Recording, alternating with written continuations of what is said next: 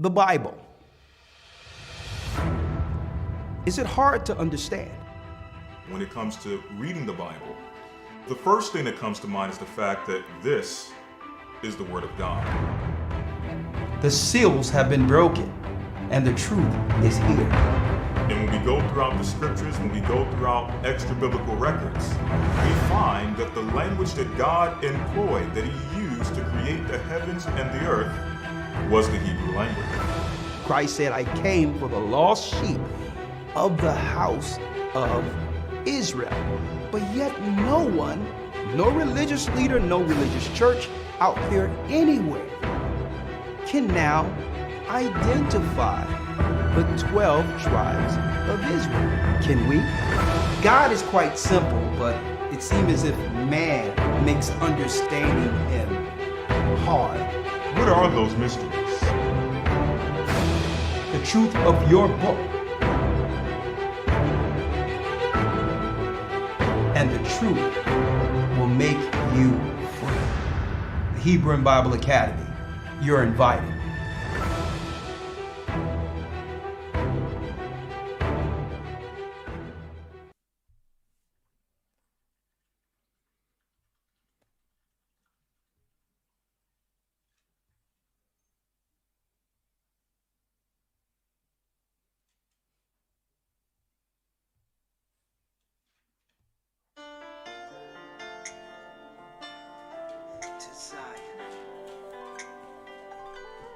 I was lost, but now I'm found.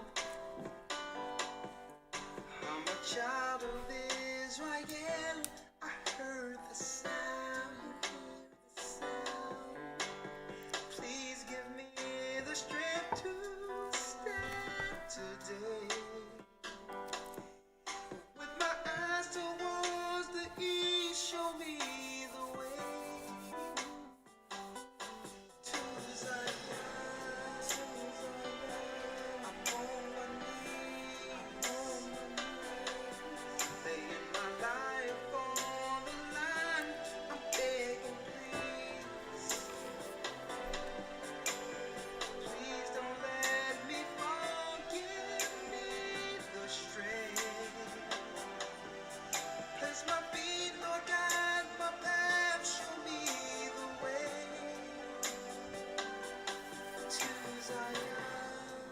I opened up the book and see that the apple of your eye included me. Shalom, shalom, shalom. How are you doing? I'm Elder Ricard Shiar of the Gathering of Christ Church. And I would like to wish you all a blessed Feast of Dedications. When the sun go down tonight, it begin the Feast of Dedication.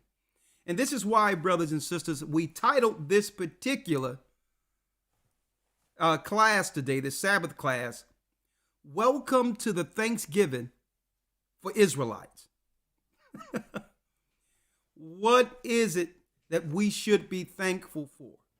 Now, we're going to give you a little history lesson today through the scriptures, and we're going to move this into our class tomorrow. But I thought that we would give you an understanding of how the Gentiles work, how they work around their particular holy days. So it's no coincidence that they make all of their holidays in close proximity to the Bible's holy days, because Satan promised that he would be like God. And there's something that happens around every holiday where there's a connection between the heavens and the people on earth. So Satan is trying to do everything he can to steal all that reverence that should be for the Almighty. You notice the last time I had a lesson like this, it was near the turning of seasons. From what? You got it. From the fall into winter. Right? Remember that lesson I did? And it was right after what? Halloween. So they like to do this. They like to keep their holy days, their satanic holy days, in close proximity because they understand that there's a vibration during that time. Windows are opened up, gates are opened up between the heavens and earth. That's calling us into righteousness, into the true direction of our God. And if they can close that door, it'll be the God of this earth directing us instead of ours. So now we're here at a time in which the whole earth should recognize as what the Feast of Dedication. And guess what? Satan is trying to steal that reverence through Thanksgiving. They would rather us give a thanks. Hold on. They would rather for us to give thanks on a day that they actually created, on a day that gives reverence to their conquering the earth, instead of us giving thanks in what? A temple, a people being what? Dedicated back to the Almighty. So today what we're going to do is we're going to show you that specific point in which God's people, the children of Israel in the Bible, began to be more what? Disconnected from the heavens to a degree where we would reverence these holy days in the earth, opposed to dedicating our lives into understanding what? The true holy days and how to connect with the Almighty. What is the Feast of Dedication? How does that apply now that Christ has come into the earth? Well, we're going to deal with that today. But before we deal with that, let's deal with this first. Elder Lawyer, let's get 1 Corinthians 10 and 20 out of your Bible. 1 Corinthians in the New Testament 10 and 20.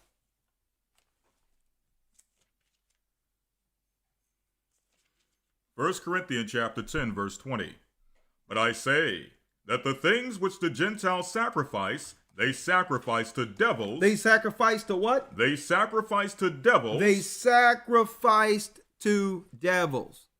So sacrifice, brothers and sisters, you don't realize is a key component for all holy days. You notice all holy days come with feasting.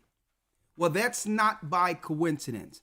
An animal had to die as a sacrifice so that that holy convocation could be what? Festive. So you think it's just a get together. No, it's a sacrifice to a God. And that's what they're hiding in America and the Western world. What they're hiding is when an animal is sacrificed and it's celebrated and festive, that there's a spiritual connection to it. And that's why it endears our people at every time during a certain time of year to all come together, if not any time of year or any time of the season, but for those specific days. It's spiritual. But this is what the disciples were pointing out. Just because there's a get-together doesn't mean it's a dedication or a festivity according to our God, the God of the Bible, Christ, and those who believe in him. So you must be able to discern the difference like the disciples were able to. He says the things what? Which the Gentiles sacrifice, they sacrifice to devils. Now, what is a Gentile? Some might ask, and I'm going to break this down simple.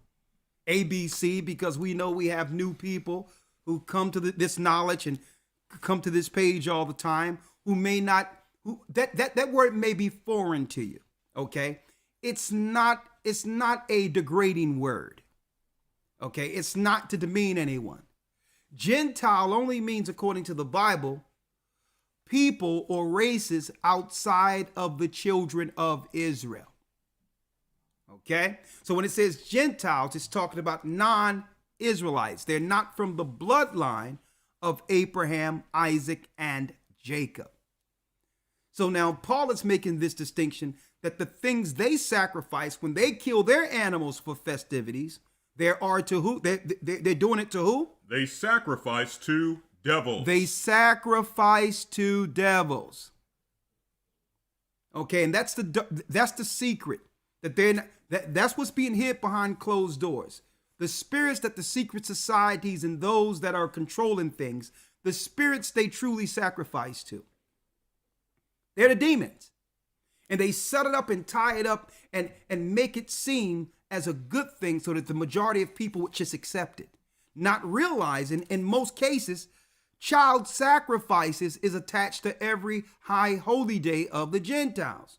So while you're dealing with festivities for your children and bringing people together, giving gifts, eating, drinking, well, at the end of that, all of that spirit goes right to Satan to a degree where one of their priests at 12 midnight that same night kills an innocent child.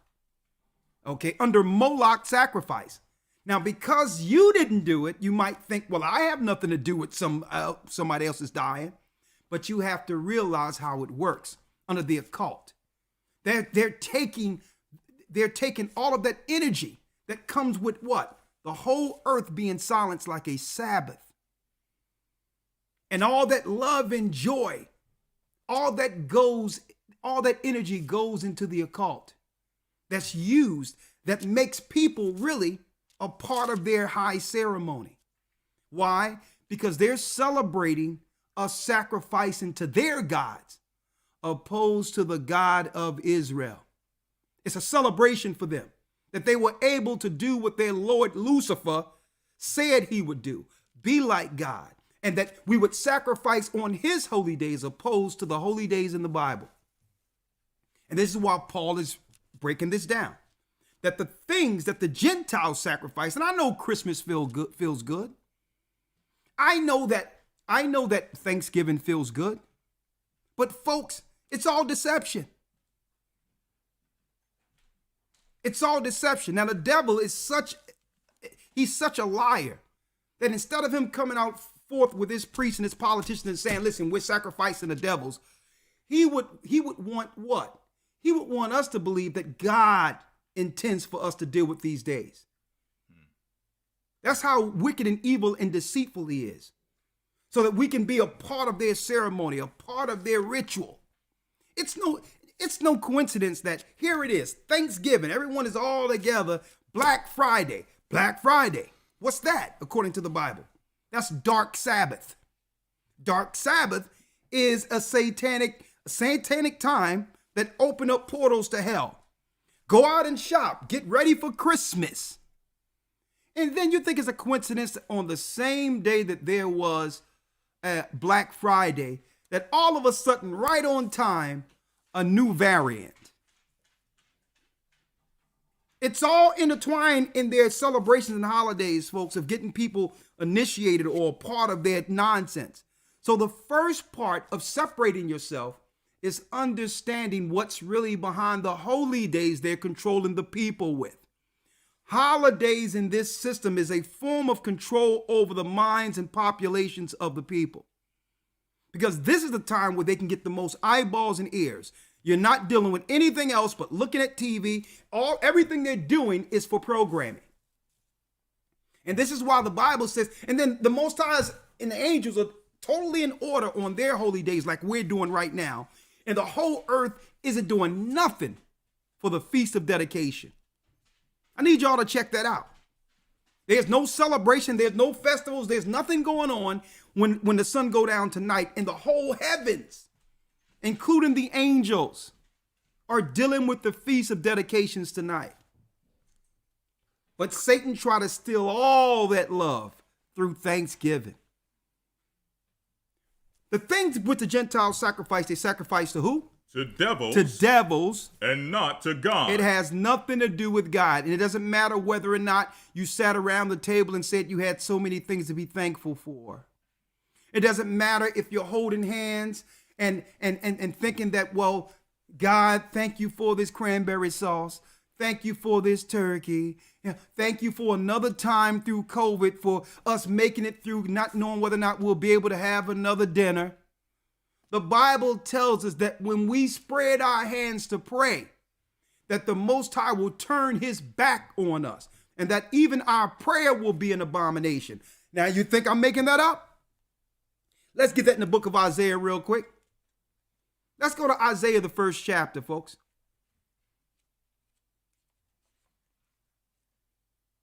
We're going all the way into this today. Where was the point where we lost this connection? And we're going to show you that time in history. Let's go to Isaiah 1 and 22. Let's read that. Yes, sir. Isaiah chapter 1, verse 22. Thy silver is become dross, thy wine mixed with water. I got you. You got it? Verse 12. Verse 12, yeah.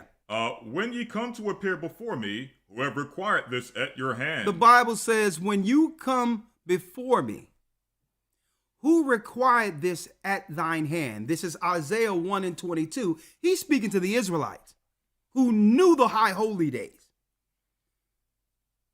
Holiday is synonymous with what the Bible calls holy day. I know that y'all don't know this, but I and Y is synonymous. So when you're celebrating a holiday in the Western world, you're celebrating a day to Satan. And Satan purposely put all his holy days in close proximity to the Bible's, to God's holy days on purpose, so that he can steal all the energy and all the prayer and reverence from the God who made us. This is why they don't like Israelites and those who are teaching the Bible. See, every time we convert and bring people to the knowledge of the truth, that's pulling one more brick out of the building called Babylon. This is why they don't like it. Because you must fall for their delusion and blindly follow a holy day, not realizing the God of it. See, right? In order for this system to continue, it's what? Deception over the earth. People must become willing participants of it. And what we do is say, well, listen, you can do whatever you want, but this is what, don't try to put God into it. Don't try to say that God wants you to do this. The Most High God, the God of the Bible, the God in heaven, didn't give you any of these holy days. That's the whole thing. Be honest. Say, listen, I'm doing it, but I'm doing it because my family, for my children, because I'm selfish, because I really don't want to serve the living God. Don't try to bring God into it. And this is what he's showing in the book of Isaiah. And it's okay. You can have a party if you want, but just say you're having a party. Don't try to bring God into it, because why? You should not be celebrating, none of us should be celebrating any holy days that the Bible doesn't refer us to. Christ was not born on December the 25th. I got empirical proof beyond any shadow of a doubt of the mystery religion of Mithraism, which was the real religion of the Romans, while Christ was walking the earth. Okay? December the 25th was the birth of Mithras. Before that, it was what? Tammuz or Nimrod incarnate in ancient Babylon. Read it again. Jumping to verse 11. To what purpose is the multitude of your sacrifices unto me, saith the Lord? So what purpose is your sacrifices? Killing animals, ham, turkey, and all that. What good is that to him?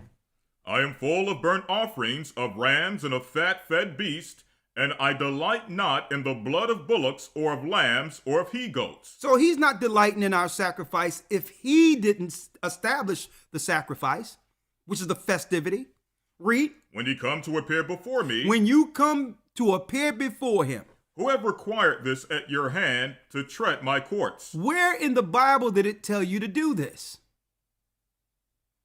Where in the Bible did it tell you to celebrate the destruction of the North American Indians and make it a festivity? Where the turkey represents the beheaded North American Indians who were destroyed. And the cranberry sauce represents the blood that was shed to take over people's territory. Where was that required by the Almighty?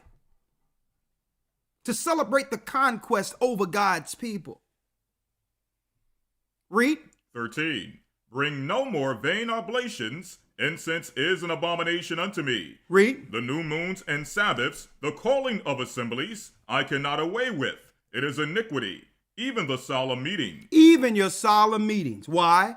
Because the Gentiles overtook the holy days, and I'm going to show you when it happened.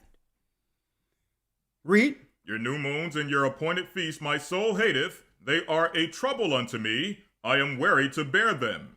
When ye spread forth your hands, I will hide mine eyes from you. Read that again. And when ye spread forth your hands, I will hide mine eyes from you. When you spread forth your hands and hold hands together in prayer, over the sacrifice. I will do what? I will hide mine eyes from you. I will hide my eyes from you.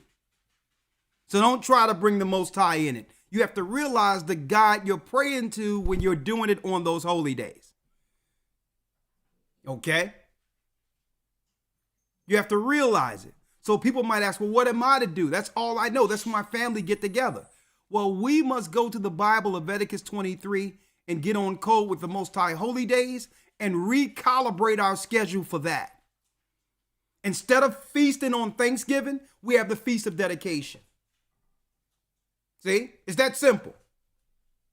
Find out what God is saying and get on code, or what? That's right. Thou shalt be done on earth, in earth, as it is in heaven. So we must get on his frequency by following the high holy days, starting with Sabbath. And if we don't, and we start doing it on different days, it tell you the Most High is not hearing your sacrifice. He don't care how zealous you are, how religious you are. He's not hearing he's not listening to one prayer when Muslims are dealing with Ramadan or going to Hajj. Our God isn't hearing one thing from one person that's doing that. Now, there are blessings you can get within the earth that you can do, but understand the God you're receiving your blessings from. Read. And when you spread forth your hands, I will hide mine eyes from you. Yea, when ye make many prayers, I will not hear. Your hands are full of blood. Your hands are full of blood. Now, one more thing, and then there's something I want to show real quick. Something I would like to show the brothers and sisters. Having a little, Proverbs.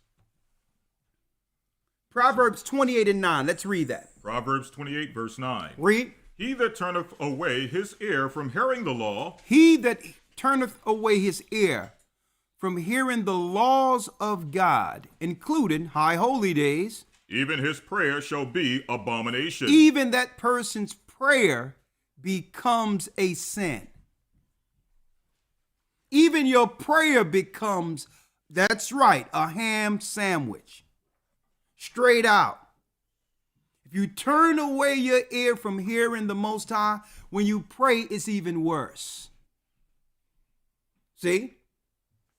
So a lot of people bring curses on them and all that, praying, knowing that they're not right and dealing rightfully with the laws of God.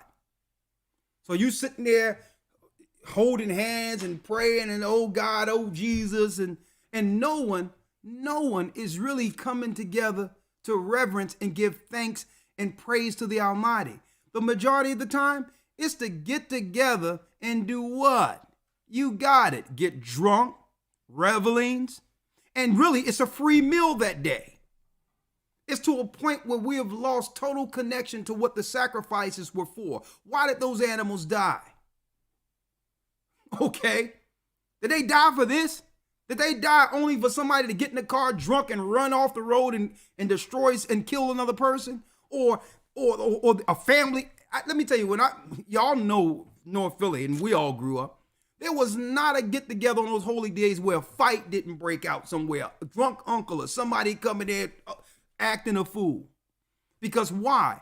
We have lost the true meaning of sacrifices, the true meaning of holy days, and the Most High is here to bring it back through his law and through his people. We're going to talk about that today. When did we begin to lose that connection concerning holy days? When did it happen? And it's a perfect title that I said, this is the Thanksgiving for Israelites. Because no one is talking about the true Thanksgiving when the temple was dedicated back to the Almighty and what that means for us today. Now, before I do that, I have a video. It's only about 2 minutes and 33 seconds, and I'm going to jump right in because people are waking up. People are waking up. Elder Lawyer, let me get Jeremiah 17:5 where it says, my people will discontinue from my heritage. Jeremiah 17, verse number 5. Grab that scripture, young man. Jeremiah, I'm looking at you. Jeremiah 17 and 5. Verse 4. Come on. Jeremiah 17, verse 4. Hold up. We're going to wait for him to get it. I want him to see it. Yes, sir. Yeah, you can smile. I got you.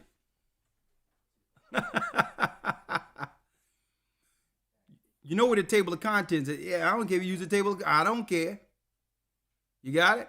Jeremiah 17 and 4. All right, read it. Jeremiah 17, verse number 4. Come on. And thou, even thyself, shall discontinue from thine heritage. So at some point, our people discontinued from the heritage that our forefathers held to. The Bible said for Israelites, the people of the Bible, disobeying God's law. For disobeying God's law, that if we begin to follow the ways of the Gentiles, the nations who have no law, that what? Read it. Even thou, or thou, even thyself, shall discontinue from thine heritage. We would lose our heritage and culture. We would lose our heritage and culture. Right? Read.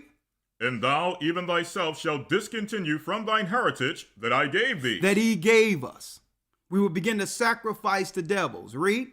And I will cause thee to serve thine enemies in the land which thou knowest not. And we would lose our heritage, our culture, our connection with our holy days. We would lose the knowledge that we are the children of Israel. And with that name comes what? Accountability to the God who gave Moses the law. We would lose that. So by us following all these holy days, that's outright, folks. That's an outright example, an outright sounding that we are perpetual slaves under the Gentile nations. This is how they keep us under them, through spiritual control. Spiritual control, and it starts with what? Us acknowledging their Sunday worship, the Muslims' worships, the modern day pagan Christian worships, instead of actually following what you read in the Bible. See? That's where it starts. Read. And thou, even thyself, shall discontinue from thine heritage that I gave thee. That I gave thee. And I will cause thee to serve thine enemies in the land which thou knowest not, for ye have kindled a fire in mine anger which shall burn forever. So since you want to follow the Gentiles, you know what? I'm going to put you under the Gentiles. You're going to have to do something. A groundbreaking experience to find me.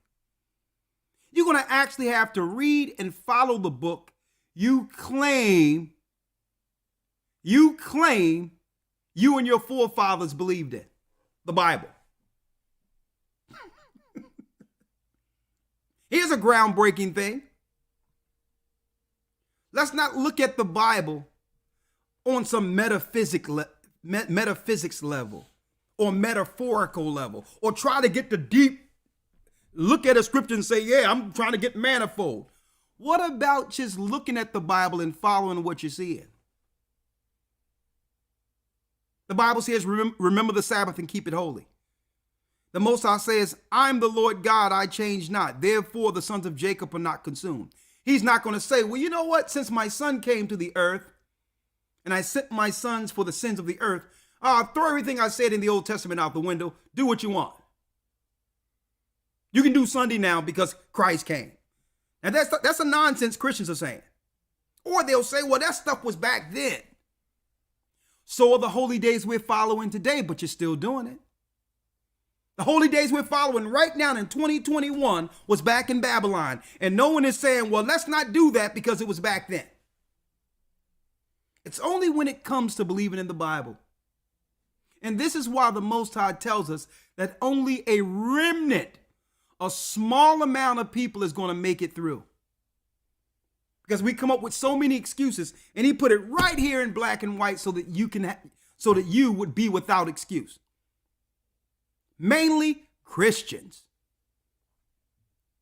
And hey, wait till y'all see my broadcast this Wednesday, when our pastors are all getting together on Zoom and talking about and wondering why they're losing so many black young men to Israelites. They hate to say it, so they try to throw it out there and say Islam, and then they come right and circle right around back to Israelites.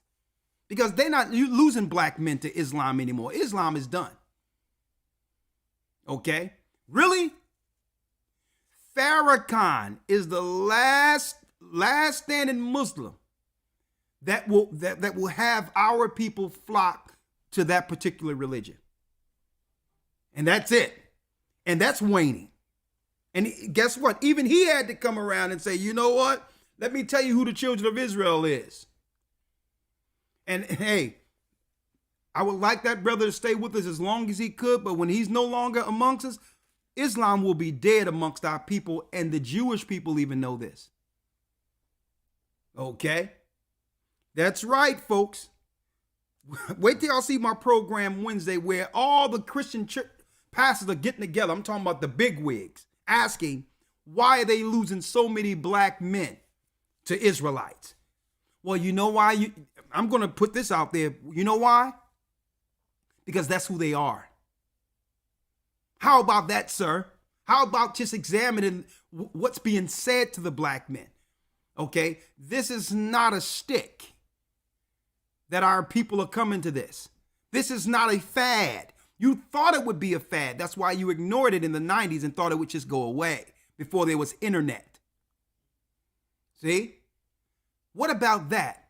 Maybe they found out that they were Israelites and it's not no bogus religion that was peddled to them to stay mentally enslaved. Maybe that's what it is, but I'll cover that Wednesday. We're going to stick right here with the Feast of Dedication. Read that last piece again, Elder Lawyer. And thou, even thyself, shall discontinue from thine heritage. You will lose your heritage. That I gave thee. Come on. And I will cause thee to serve thine enemies in the land that thou knowest not. And where did we serve in a land where we knew not? America, the West Indies, Central and South Americas. The Romans came over and killed our brothers, the Baliqua Taino Indians in Puerto Rico, all in this land. We were always Israelites. We lost our heritage according to prophecy. And this is why they're doing everything. They'll even bribe us to stay up under their thumb concerning these holy days, folks. Because something spiritual happens when we begin to follow them. See? We're coming back under what? The protection and the comforts that once was home, Zion. Something happens when we say, well, next Sunday. We don't want to deal with Sunday no more. Sabbath. Something happens. You know what? For the first time in our lives, we are making decisions, spiritual decisions, outside of our controllers. Outside of the constructed religions that were put in place to keep us in spiritual bondage. For the first time, we're thinking for ourselves, and that's what the enemy fears. Read.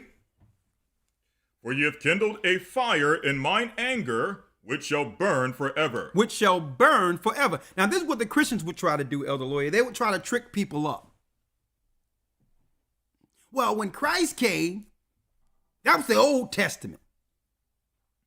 When Christ came, all those feasts and holy days was done away with. That's what they will say. Right? So today we're dealing with the Feast of Dedication, the true Thanksgiving. What's the meaning? What is it about? What is the history concerning it? You're going to find out today. But before we go there, because Elder Lawyer, let's get Leviticus 23 and let's see about the high holy day. Matter of fact, hold on. No, we're not going to find it there. We'll get it in Maccabees in a second. But let's get it out of the New Testament to destroy that lie where they try to claim, well, we shouldn't be dealing with these holy days since Christ came. Elder Lawyer, let's get, and so do you, Mike, let's get, real quick, let's get John 10 and 22. St. John, the 10th chapter. St. John 10 and 22. Hold on. Let me get it here. 1 second. Read it. St. John 10 and 22. And it was at Jerusalem The Feast of Dedication. The feast of what? The Feast of Dedication. It was at Jerusalem. Now, here's the New Testament. This is not the Old Testament. It was at Jerusalem. Read. The Feast of Dedication. The Feast of Dedication. And it was winter. And it was winter. So when was this? Go to the verses before it, Elder Lawyer. Yes, sir. Verse number 20 or verse number 19. Read. There was a division therefore again among the Jews for these saying, and many of them said, He hath a devil and is mad. Why hear ye him? Others said, These are not the words of him that hath a devil. Can a devil open the eyes of the blind? So they were arguing over who is this man. Here. Go to the 5th verse, Elder Lawyer, and let's find out who that man is. Yes, sir. Verse 5. And a stranger will they not follow, but will flee from him, for they know not the voice of strangers. This parable Yeshua spake Yeshua unto them. Yeshua, which is Christ, unto them. But they understood not what things they were which he spake unto them. They didn't understand the things Christ was saying unto them. It was foreign to them because by this time, what? Our people were living under the curse. They were living under Roman rule, following Roman Sanhedrin pagan ways. Right? Now, according to the Bible, at what time was this according to Christ? Because maybe Christ didn't deal with none of these days at all, as the Christians would have us believe. Go down to the 22nd verse. 22. And it was at Jerusalem. It was at Jerusalem. The Feast of Dedication. The Feast of what? The Feast of Dedication. The Feast of what? The Feast of Dedication. That's the Feast of Dedication. Read. And it was winter. And it was winter. So even the New Testament confirms a Feast of Dedication. But why aren't our people following it? We're so disconnected that we'll look at that day and be like, well, hold up. Well, my pastor didn't tell me about this. That must be something that Jews follow. That's what the pastors will say. That's for them. We're Gentiles. That's what the pastors will say, even these black pastors. Well, those days in the past, only the Jews should follow that. Talking about Jewish people. And then say, because we're Gentiles, we don't follow that. But then you would take them to 1 Corinthians 10 and 20. It says, well, pastor, the things which the Gentiles sacrifice to, they sacrifice to devils. So are you telling me as Gentiles we're to sacrifice to devils? Is that what you're teaching us in the church? So that's how you take that Gentile excuse away from them when they say, well, only the Jews are supposed to follow the Feast of Dedication. Only the Jews are supposed to follow follow Sabbath. And you will say, well, why? You'll ask them, well, why? If it's what God intended for his people, why can't we do it? You ask the pastor, and he'll say, because we're Gentiles. And I used to get them on them streets. And I go straight to 1 Corinthians 10 and 20. That the things that the Gentiles sacrifice to is to devils. I go straight there and say, well, if we're Gentiles, are you telling us that Christmas, when we eating together, that we're sacrificing to devils? Thanksgiving? Sunday worship? And they'll look at you and they'll give you that blank stare like, okay, the liars didn't tell me anything about this in the theologian seminary lying school. They don't know how to react to that.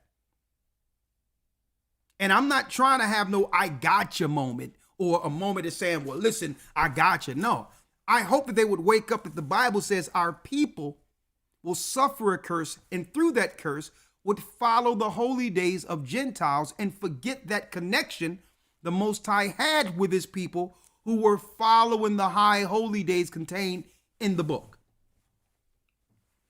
Right? Now, I'm going to show you that how real the Most High is. He's waking up his people at a very alarming rate. Here's a video that was sent to me of Brother Amari Stoudemire. I've spoken with him many times. He came to our church in New York. And he has an interesting 2-minute conversation with a brother from the Igbo tribes in Africa. Now, Igbo, brothers and sisters, only mean Hebrew. That's what it means, the Igbo tribe. But listen to this. Listen to this. Listen to this. Hope you all can hear it. I'm back here with Remy, tribe out of Nigeria. I'm Amari Stoudemire here, and we're speaking about the Israelite Nigeria, and then through the Atlantic trade slave ship into America. So Remy, can you give him a few words about it? Yeah, as Amari has said, I'm Igbo. Fair use. The Igbos are composed of exiles from Israel, Hebrews, Israelites, and Jews. They were Igbo people that left Israel and moved to West Africa when the Northern Kingdom was destroyed, and when the Southern Kingdom was also destroyed. Jews left and moved into what we know as West Africa now, and formed the Igbo people, and thrived there until the Europeans came and destroyed the societies and took away very vital parts of the Igbo population, which ended up in the Caribbeans and in what we know as the United States today. From the Igbos, we are taking the majority of the Africans that ended up in America and in the Caribbeans. Yeah, and that's why we're here today, because we're studying the lost biblical tribes of Israel, and we're giving you a quick timeline on what took place during the times of the Israelites migrating into Africa, forming the Igbo tribe, and then from that you have the translated slave ship that took all the Israelites into slavery in the different parts of America. And this is why you see me here today, because I am a direct descendant from the ancient tribes of Israel, and my family definitely traveled here to America by way of slave trade from Africa. Yeah, he got it exactly right. And in fulfillment of the same prophecies that I've had him and Harry talking about, they are reconnecting. Some of them have done their DNA, and it links them to us. Like somebody like T.D. Jakes, DNA proved him to be Igbo, just like DNA recently proved me to be Israelite too. Now, the reason why I wanted to show this real quick, brothers and sisters, is because they did DNA tests privately with T.D. Jakes. And he came up with his bloodline linking directly to the Igbo tribe as a Hebrew from Africa. But he's not teaching that from the pulpit. He did a DNA test. I'm speaking about T.D. Jakes. And his bloodline DNA that he know that came back tells him that he's from the Hebrew tribes of West Africa. That he's actually an Israelite. And there's a lot of scholars, scientists, and Igbos who know that T.D. Jakes know that he is an Israelite, but he refused to teach that from the pulpit.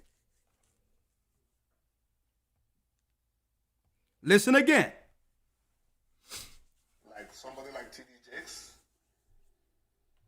DNA proved him to be Igbo, just like DNA recently proved me to be Israelite too.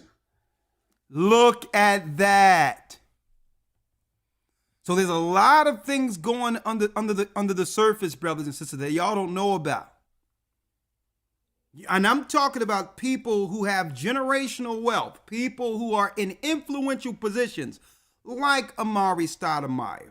I've spoken to the brother on many occasions when I was overseas. And T.D. Jakes himself went to a level in questioning things to a degree that he had to take a DNA test, and it took him back to the Igbo tribe, the Israelites who fled into Africa after being destroyed in 70 A.D. So T.D. Jakes himself have pure blood directly to who? Judah, the tribe of Judah, but you'll never see him with all of that notoriety and power expound that knowledge from his pulpit. That's all I wanted to bring out of that real quick. Now, I'm going to go into more of that tomorrow as I segue into our lessons, breaking down. Eventually, next week, we'll be going into the split between Israel and Judah. I'll be breaking down all that history next week in the Hebrew and Bible Academy. But I wanted to put that out there, that the word is getting out there that we're the Hebrew Israelites according to bloodline, not according to religion. And I'm going to go into the history of how that happened. And folks, this is why, as the time grow near, that means what? Our kingdom. Here's the reason why you're going to hear mainstream media coming out with all types of negative demonizations of Israelites, even if they have to make it up. Okay. This is why. Now, Elder Lawyer. Yes, sir. Let's go straight in. Jeremiah 17:5 again.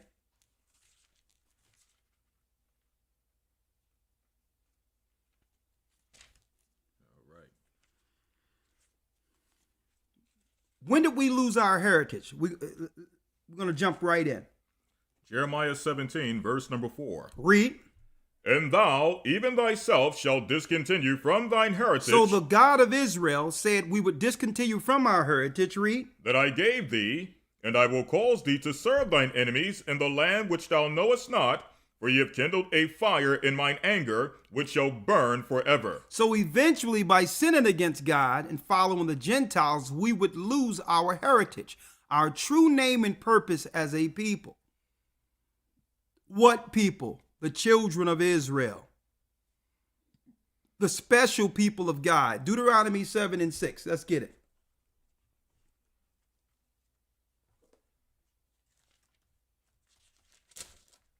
Deuteronomy 7, verse number 6.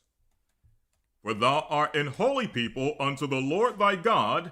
The Lord thy God hath chosen thee to be a special people unto himself, To be a special people unto himself. above all people that are upon the face of the earth. Read that again. For thou art an holy people unto the Lord thy God. The Lord thy God hath chosen thee to be a special people unto himself, above all people that are upon the face of the earth. Above all people that are upon the face of the earth. This is what makes us special, brothers and sisters. We're the battery that the world runs off of. See? Our servitude means the glory of all nations. This is how they benefit, by keeping us under them. And when, guess what? When the power structure within America could no longer hide this truth, that our people are in fact the true Israelites, the Gentile powers of Rome began to send reinforcements into America. That's why you're hearing more about Asians and East Indians, people coming with the original religions from ancient Babylon to suppress this truth. What they're bringing in is religious reinforcements to keep us enslaved. But it can't happen. It's over. The cat's out the bag. We know now. We know. And for the people of our people who's in these churches or other religions who want to break free and learn the truth, that's what we're here for. If you want to stay under the delusion that the whole world love you and all people are equal and there's opportunity and all this other stuff, if you want to stay under that delusion, stay a comfortable slave. But either way, you're going to have to face this prophecy. Why? That's right. It was prophesied that these Gentiles would begin to come against our people all together. And that's the time we're living in now, in Jacob's trouble. So whether you want to respect or understand what this awakening is, it doesn't matter. It's gonna come to your door anyway. Because even though you may be ignorant to all of this and saying, well, I don't have nothing to do with it, the fact that there's a chance you may convert and understand who your God is a problem for the Gentile nations. The fact that you may change your mind and take your brick from Babylon and start building your own people is a threat to them. So We would discontinue from our heritage, but understand this. We would lose our name, which is Israel. Israel, which means to be a prince. Okay? And that implies that we are what? Yeah, we are heir to something. No longer are you walking in a slave mentality, a servitude mentality, and feeling that it's comfortable working for other people and being under people. Nah, you're starting to think, well, what am I heir to? If I'm a prince, what am I heir to? Rulership, power.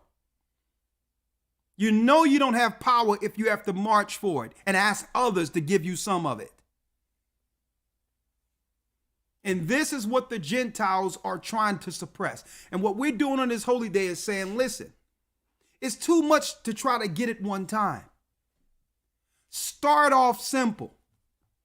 The Most High holy days. That's something that we all have control over, that we can actually begin to follow, and it doesn't cost us anything to do it.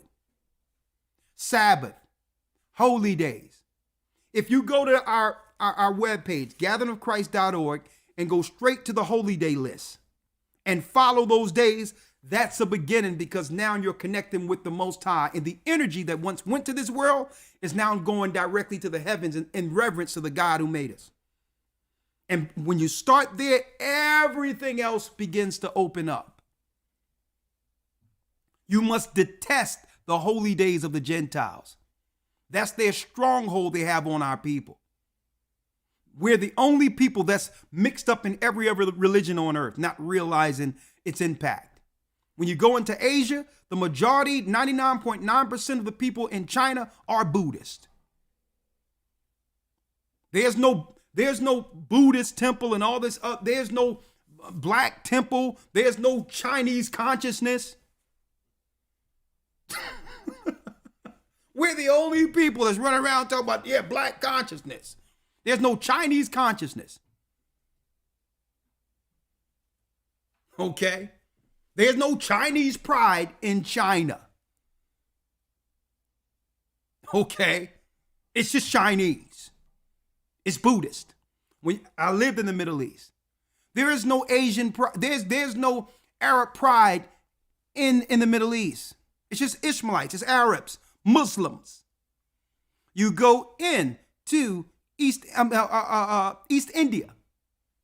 There's no East Indian pride. They're Hindus. They're Brahmins. They worship ancient pagan rituals and beliefs. There's no, East Indian pride. There's no East Indian conscious group.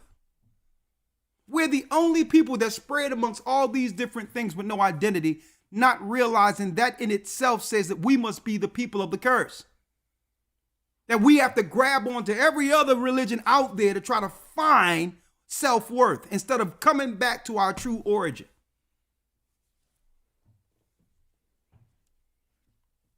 And then we'll go backward. We'll believe that we need to go to Jewish people to get our heritage back. And wrong answer. Close that door, shut it, lock it, never go into it again. See? No, you can't go to them for it. You can't go to Jewish people to learn what you're learning here. Okay? Elder lawyer. So they would take our name away. And another thing they would do to try to disconnect us from our God, they would give us high holy days of Gentiles, and they would do one other thing. Elder lawyer, let's get Malachi 1:14.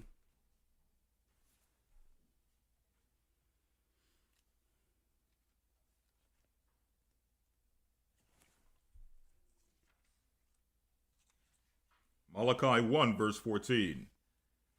But cursed be the deceiver, which hath in his flock a male, and voweth and sacrificeth unto the Lord a corrupt thing. Read. For I am a great king, saith the Lord of hosts. So our God, the God of Israel, is a great king. Read. And my name is dreadful among the heathen. And his name, his true name, is dreadful among the heathen. Heathen is another name that's synonymous, brothers and sisters, with Gentiles. So understand that our God name is dreadful among the Gentiles. So another thing they did once they brought us over in cargo slave ships, and I'm glad Amari Stoudemire in 2 minutes was able to tie that back with a brother in Africa, the Igbo tribe. Okay? Because we didn't just lose our homeland, Jerusalem, the land that Jewish people are fighting over right now. And the reason why they have to fight to try to get the area is why? It was our people under a curse who had to vacate it. If we were still there, there was be under our God, there would be no power on this earth that could stop us. So that in itself tell you that there was a vacuum left in the land, and no one is questioning who were the original people there before the Romans destroyed Jerusalem. Could it be the people who were serving the other nations throughout the earth, including the Americas? Absolutely correct, and they know it. They know it. Okay? They know it. And I got books. I got records, brothers and sisters. I have records all the way from England. Because England was really the catalyst behind the cargo slave trade. And they was controlling things from over in Europe into America. It was them controlling this whole thing.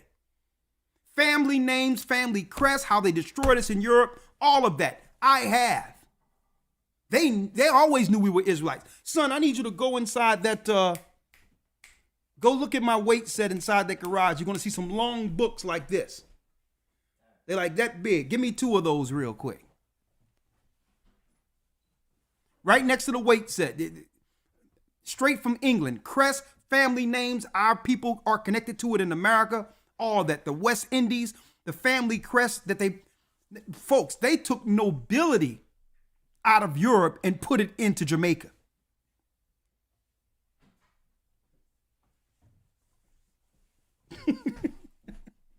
Look how old these books are, huh?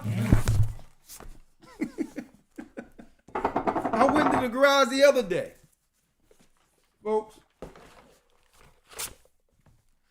Family crests and family names, linking the slaves, black people. In the Americas, the libraries all over Europe, with family names and family crests all through here. I have 4 of them. Okay? They know I know. Okay? There's 2 more of these. Linking from Europe all the way to America, the bill of sales and the family names that was brought here to the Americas and shipped into the West Indies. Indians. Right here. I got four big books of this. Okay? It's called the Catalog of Helium Manuscripts from the British Museum. Okay? That's right. I'll be going into these in 2 weeks. The split between Israel and Judah. This information was in the British Museum. They always knew we were Israelites and were suppressing us through lying religions. Christianity and Islam, which are destructive. Read that again, Elder Lawyer. Malachi 1:14. Come on. But cursed be the deceiver which hath in his flock a male, and voweth and sacrificeth unto the Lord a corrupt thing. Come on. For I am a great king, saith the Lord of hosts, and my name is dreadful among the heathen. And my name is dreadful among the heathen. They can't stand the Most High's name. So another thing they did, they took us off the land, called us Negroes, African Americans, called us Spanish, and called us all these other bywords. Knowing that we were the lost tribes of Israel, not just black people from Americas, that's here from the slave ships, but the North American Indians and the tribes who was in North, Central, and South America and in Australia, we are all from the lost sheep of the house of Israel. We lost Jerusalem. So not only would we lose our homeland, our family name being Prince of Israel, Yasha Allah, we would also lose the name of our God. Here we got all these names that had nothing to do, even the word Jesus. There was no J's. His name is Yeshua. His name is not Joshua or Yeshua, like the Jewish people are trying to tell you. They hid Christ's name because why? There's no other name under heaven whereby man can be saved. So you think they're going to give you Christ's true name? And they also hid the true name of God because our God name is dreadful amongst the Gentiles. They gave us Buddha, who was born December 25th when you look at the research. Mithra was born December the 25th. Look at the research. Tammuz, who was born December the 25th. They even gave us Yahweh, the bull god. His name is dreadful among the nations. And what is his name, you might ask, that they've been suppressing from our forefathers, from our people who picked cotton, picked peas, who built their plantations, who built this empire? What name are they hiding from us? The true name of God. Ahia is his name. Even the North American Indians say, Ahia, Ahia. Yeah, Ahia is his name. Elder Lawyer. Now let's go to where they begin to deceive our people. Let's go to the book of Maccabees in the New in your Apocrypha. The book of Maccabees, and let's start at 1 and 7. First Maccabees 1 verse 7. Come on. So Alexander reigned 12 years and then died, and his servants bare rule every one in his place. And after his death they all put on crowns upon themselves, so did their sons after them many years, and evils were multiplied in the earth. And evils was multiplied in the earth. Here is when Esau, the Edomites, gained power over the earth under Alexander the Greek and his 4 generals. He was the first over Shittim. This is Esau fulfilling what? The prophecy of our father Isaac in Genesis 27 when he said, when the yoke is broke off of thy neck, you will gain dominion. You will gain dominion, folks. So I need y'all to check this out. This is now Edomites or Europeans now gaining rule. So let's get off this Khazar conversion as the main conversion, or when white people began to become Jews. That's a diversion. Okay? Trying to go into the time of the Crusades when they were being pressed on either side is modern history. You have to go back to when Esau became what? That's right. Ruler over the earth as Alexander the Greek. This was not a Japhetic man. This was not an Iranian man. This was an Edomite from Mount Seir. His family line go directly to the dukes and the families that you read in Genesis 36 chapter. Alexander the Greek. Read. Verse 10. And there came out of them a wicked root, Antiochus, surnamed Epiphanes. A wicked root by the name of who? Antiochus, surnamed Epiphanes. Antiochus Epiphanes. A wicked root came out of the Greeks. Antiochus Epiphanes. An Edomite. An Edomite here. Read. Son of Antiochus the king, who had been in hostage at Rome, and he reigned in the 137th year of the kingdom of the Greeks. And he reigned in the 137th year of the kingdom of the Greeks, brothers and sisters. We're talking about his reign would be around 100 BC, around that time before Christ would come on the earth. Yeah, about 100 some odd years before Christ would come on the earth, folks. This man began to rule. Now, I need y'all to check out some of the things he did. Read on. Verse 11. In those days went there out of Israel wicked men who persuaded many, saying, Let us go and make a covenant with the heathen that are round about us. So many of our people in high prestigious positions began to make an agreement with this wicked man Antiochus. Read. Let us go and make a covenant with the heathen that are round about us, for since we departed from them, we have had much sorrow. Come on. So this device pleased them well. Come on. Then certain of the people were so forward herein that they went to the king, who gave them license to do after the ordinances of the heathen. So he would give them contracts and licenses to operate as long as they were upholding the customs and ideology of the Greeks. This is where you get the word Hellenism from, where Hellenists were really, in particular, that's right, Israelites who converted into Greek customs.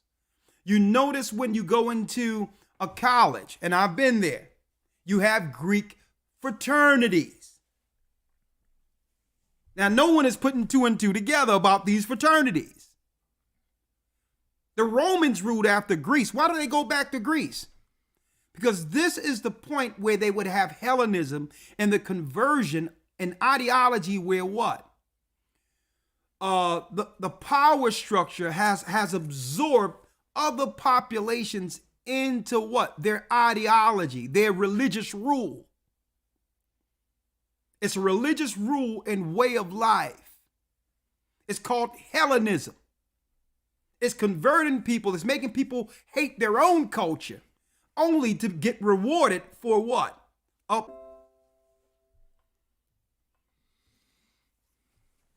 Are we back? Come on. Verse number 14. Read that again. Verse 13. Then certain of the people who were so forward herein that they went to the king, who gave them license to do after the ordinances of the heathen. Man, I'm going to tell you, something just happened to my computer I've never seen before. It just went on a blank and came back, but it's okay. Read that last piece again. Verse 13. Then certain of the people were so forward herein that they went to the king, who gave them license to do after the ordinances of the heathen. Gave them license to do after the ordinances of the heathen. Gentiles. So now our people now are outright, folks, making a covenant with the devil, knowing that they're Hebrews, knowing they're Israelites. And I want to point this out because every time we talk about our people losing our heritage and all that, immediately we want to talk about and blame white people and blame other nations. Okay? Well, no. They could not have done that unless there was people complicit off code amongst us who would be willing to sell out their own people for a position with the ruling class. It would be impossible for them to rule such a people like us unless you have people who are in high position, educated, articulate, who's willing to sell us out because why? Inwardly, they really hate their own people. They feel that they rather align themselves with others. That's not the white man's fault. Hellenism is an evil construct that's used because at any time they can come amongst our community and convert a traitor who would hold their cause against us. See? Hence the reason we must what? Make codes. Bring back the codes of the Bible so we can identify these people early as evildoers and traitors. See? Finish reading. Verse number 14.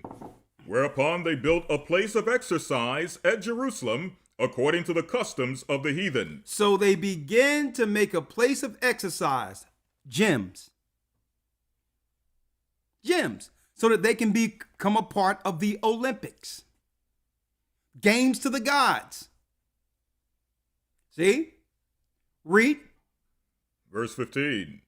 And made themselves uncircumcised, and forsook the holy covenant, and joined themselves to the heathen, and were so to do mischief. Man, forsook the holy covenant. You want to see how the Bible prophesied in Jeremiah that we would discontinue from our heritage? Brothers and sisters, this was a slow process. It didn't happen all at once. See? So we had people who did what? who turned their back on the agreement that our forefathers had under Moses' law and chose to align themselves with Edomites. So then they would do what? They would actually push their holy days and all that through the games as a form of control. Use the games as a religious ceremony to pull more of our people in as a form of control. And at the games during intermission, halftime, they would just start talking about what?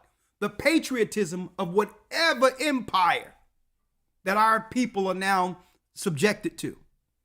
The control, the military, just whatever they're trying to push, they'll do it at that time during the time of games. It happened right here. This is where we became, where we stopped using our natural genetics that was meant for war. Okay. Naturally strong, naturally fast, which means that what? We're really, when you put down all of the chemical weapons they've been shooting in us since our birth, if you put down the physical tools and the technology and guns and all that, the physical prowess of Israelites would overtake this whole earth like that. And they know that. But now to compensate, to get a lot of that testosterone out of us, instead of us using our girth and strength and our might to defend our family, we would get all that satisfaction by using our strength only in games, through games, which is a similitude of war, but you're not really winning anything. So they turned warfare into a game for us so that we can get all of that out of our system, but yet still stay that's right. You got it. Subservient. They'll break a bone, the MSL, the meniscus, the Achilles. They'll tear themselves up as if they were in a war and win absolutely nothing. It started right here. It was like, man, look how strong they are. No one can beat us in war, folks. Hand-to-hand combat, you can forget it. But they say, you know what? Let's make the games for them so that these young men who are growing up, they'll have some place, an outlet for warfare that don't affect the system. Let them use their physical prowess in that. Let them break their own bones and all that for nothing, but still stay slaves. It started right here under who? Antiochus Epiphanes. Antiochus. Around 125 BC. Read. Verse number 16. Now, let me see, is it 175 BC? Should be like 160. 150, around 150, 160, right? Mm-hmm. Yeah, around 164 BC, around that time. Around 164 BC. I just want to make sure that date is correct there. Finish reading. Verse number 16. Now, when the kingdom was established before Antiochus, he went to reign over Egypt, that he might have the dominion of 2 realms. Come on. Wherefore he entered into Egypt with a great multitude, with chariots and elephants and horsemen and a great navy, and made war against Ptolemy, king of Egypt. But Ptolemy was afraid of him, and fled, and many were wounded to death. Thus they got the strong cities in the land of Egypt, and he took the spoils thereof. And after that Antiochus had smitten Egypt, he returned again in the 143rd year, and went up against Israel in Jerusalem with a great multitude. Come on. And entered proudly into the sanctuary. So he went into Jerusalem, now in our homeland. Now this also proves that they cannot be the people. Okay. Here is a person, an Edomite. Okay, let me get you a better picture of this guy. Here's an Edomite, brothers and sisters. One moment. Let me get it here. here's a better picture of this guy. Here it is right here. This is how you know they can't be the people. All right. Here's an article from ancient Israel, Antiochus the madman. Antiochus the madman. Now, this wasn't white people overtaking other white people here. This is how you know they can't be the people. Antiochus, this is Jewish learning, Antiochus Epiphanes. Antiochus the madman. None of us been taught about this man in Christianity and religious history and all of that, not realizing this guy's impact in setting up a construct that would convert whole countries and people under the ideology and religion of the Grecians. This is where, let me tell you, this is where Alexander and all these guys and the root that came from the Greeks, this is where they came up with re-educating a people that are conquered. This is where they came up with the idea, where they would come up and set up schools of learning, of philosophy, which is schools, and temples of worship to their gods. Religion and what you got it. Religion and the education to teach a child growing up a new heritage, a culture that leans more towards patriotism as a religion. Patriotism as a religion, a dedication to your country, as if you should have, when that connection should be to your God first. It came from Hellenist reprogramming. And this is why when you see people, yeah, I went to school and I got this and I got that. Listen, nah, you're programmed. All of that comes with a price. They're only giving you that so that you can get a license to go against your God. See? Finish reading. Verse number 19. Thus they got the strong cities in the land of Egypt, and he took the spoils thereof. And after that Antiochus had smitten Egypt, he returned again in the 143rd year, and went up against Israel in Jerusalem with a great multitude. And he went up against our people with a great multitude. Read. And entered proudly into the sanctuary, and took away the golden altar, and the candlestick of light, and all the vessels thereof. Come on. And the table of the showbread, and the pouring vessels, and the vials, and the censers of gold. So he took away all of the artifacts so that our priests could not do the service of God to the Israelite, the God of Israel. See that? Now, the other religions, the other people can follow anything they want. But our people, no, they had to rummage. They had to pillage our temples so that we couldn't connect with our God. See that? So how do you destroy a people? By disconnecting them to the God they serve. They have no power. There's no hedge or protection. There's no place to pray. There's no place to come together religiously. This is how they re-educate a nation or a people. This is how they begin to destroy our heritage. First of all, you got to have a number of people who, for money, who would align themselves with the enemy. Because these are the people who's going to give you all the details on how to take down your people. They're going to sit there with the Caesar and the other people and tell you exactly what your family like and how y'all like to celebrate and what y'all like to do and where you like to hang out. It'll be those people. And then the enemy will look at that and say, well, okay, since they like to make their own wine and like to do all this, and they like to do all that, I'm going to make the things they do naturally, what you've taught us, illegal. But it'd be the enemy, it'd be our people coming in there, giving all the family secrets away so that they can make laws to enslave us. See? Not much has changed, huh?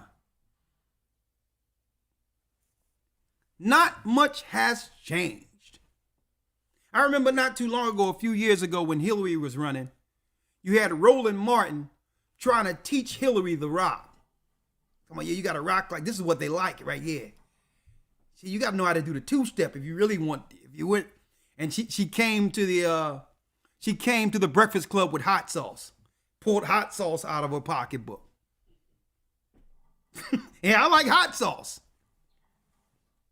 See, it's the same thing. People who loathe their own people, who would go amongst the Gentiles who are trying to politically rule and control our people and give up the takes, personal takes on our tradition.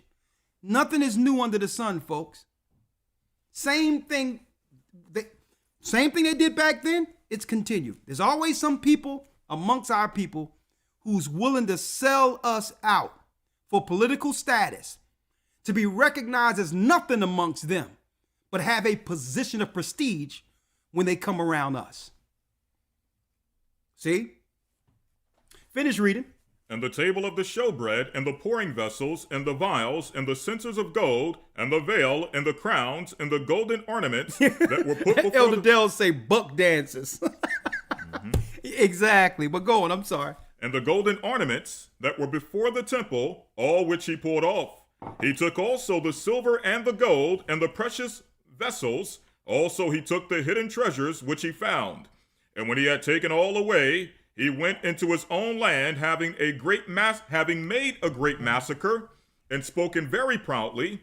Therefore was great mourning in Israel. Therefore it was great mourning in Israel.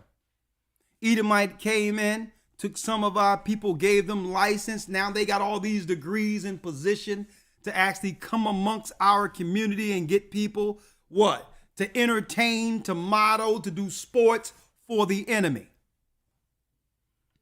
Folks, and folks, that thing hasn't changed. Another thing they did in history. Folks, the Greeks and Romans really learned the best way to hire mercenaries who have no allegiance to nothing would be if you can train up orphans, people who didn't have any traditions or family ties. That came from the Grecians. I did the research on this stuff, folks. Because when they would go into another city, another country, and take down the people and take the women and children, they realized the power of an orphan who have only an allegiance to their saviors, those who have actually preserved them alive. And these children grow up without any connection to their culture.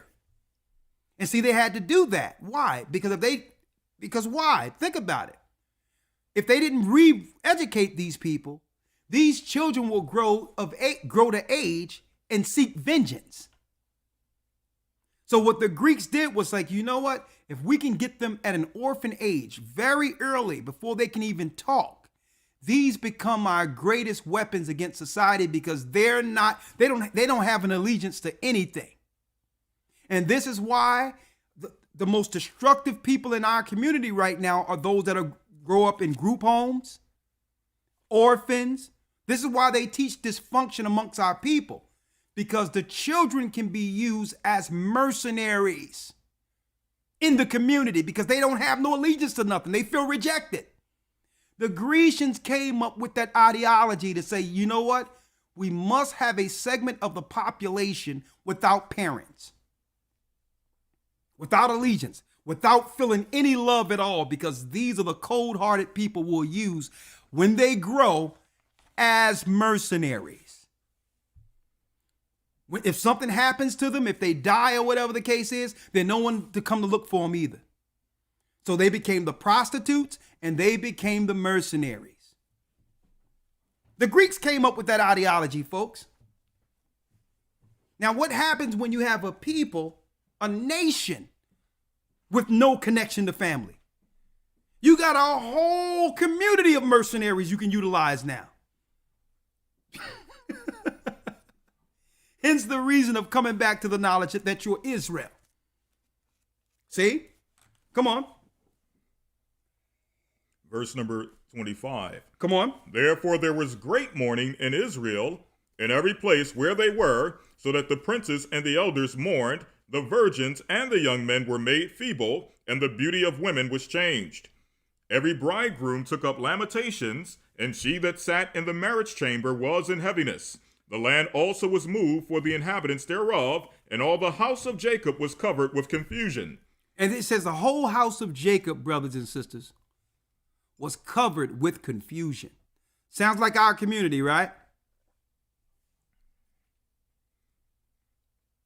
Now, if you was to go into this same community and give these people the code back, the laws, statutes, and commandments, this community would actually be able to self-fix it. It would actually be able to fix itself. It will be able to police itself. Nah, thou shalt not commit adultery. There's no such thing as going to rap to a girl without getting permission from her father first.